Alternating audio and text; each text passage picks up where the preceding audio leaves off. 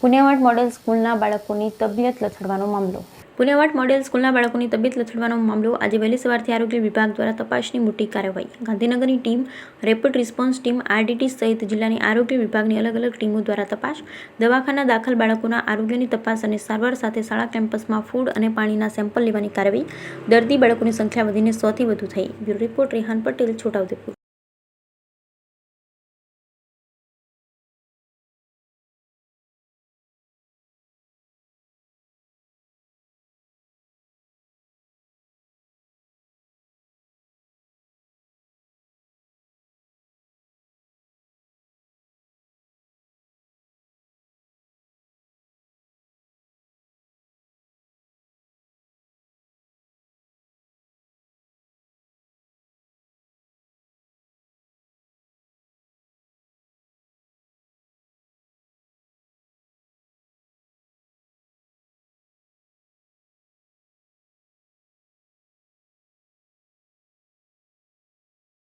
જી ma'am.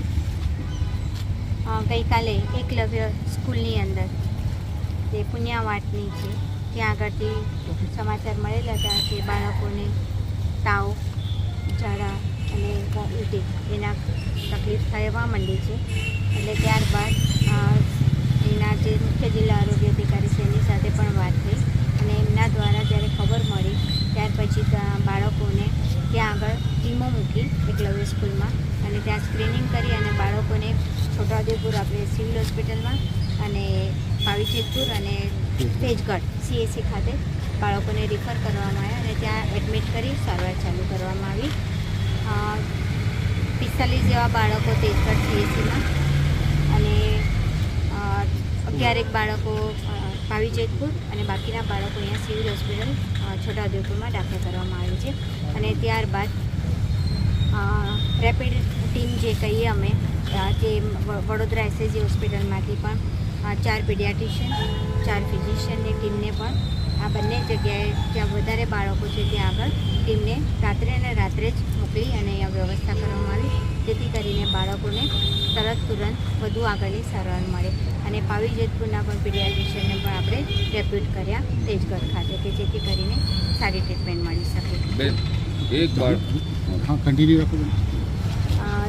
બાળકોને અત્યારે પીડિયાટ્રિકની ટીમો અને ફિઝિશિયનની ટીમો પણ અત્યારે હજુ બાળકો સારા થશે ત્યાં સુધી અહીંયા રાખવામાં આવશે અને ત્યાર પછી હજુ એનું ખરેખર કારણ શું છે આપણને કે બધાને તાવ અને જ્યાં સાઇન સિમ્ટમ્સ થયા છે તેનું કારણ શોધી રહ્યા છે. અને આપણે બીજી હજુ એક ટીમ SSGમાંથી આવશે, માઇક્રોબાયોલોજિસ્ટ અને PHM ડિપાર્ટમેન્ટ, અને ત્યાર પછી એના ઇન્વેસ્ટિગેશન થઈ અને રિપોર્ટ કરીને આપણે એનું મૂળ કારણ શું થયું છે એ આપણને ખ્યાલ આવશે. એટલે રિપોર્ટ પછી મૂળ કારણ તો જાણી શકાશે, પરંતુ પ્રાથમિક અનુમાનને શું લાગી રહ્યું છે? કારણ કે આટલી મોટી સંખ્યામાં સાથે વાયરલ ફીવર જે કહીએ આપણે એ લાગે છે અત્યારે.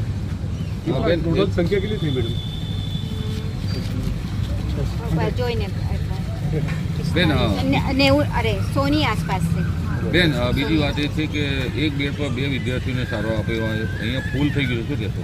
એ વાત કરી ત્યાંના સુપ્રિન્ટેન્ડન્ટ તેજગઢમાં અને અહીંયા આગળ કે બીજા અન્ય બેડની વ્યવસ્થા કરવામાં આવે એ રીતે સૂચના પણ અપાઈ ગઈ છે જેથી કરીને એક બેડ પર એક બાળકની સારવાર આપણે કરીશું. હું ડૉક્ટર મીનાક્ષી ચૌહાણ, અત્યારે incharge regional deputy director Vadodara.